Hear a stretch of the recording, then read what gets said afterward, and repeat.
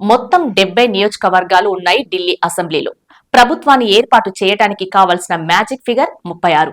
2013లో తొలిసారిగా దేశ రాజధానిలో జెండా పాతింది ఆమ్ ఆద్మీ పార్టీ. ఇప్పటి వరకు చెక్కు చెదరని ఓటు బ్యాంకుతో జయకేతనం ఎగరవేసింది. కానీ ఇప్పుడు ఫలితం తిరగబడే అవకాశముందని ఎగ్జిట్ పోల్స్ అంచనా వేశాయి. ఇప్పుడు ఫలితాల ట్రెండ్ కూడా బీజేపీ విజయాన్నే చూపిస్తున్నాయి.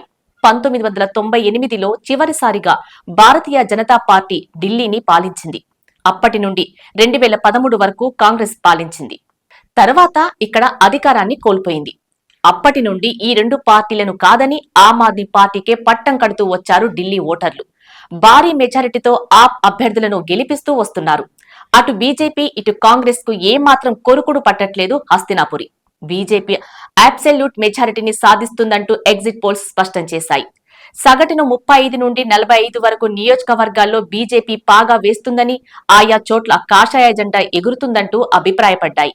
ఇవి ఇప్పుడు వాస్తవంగా కనిపిస్తున్నాయి.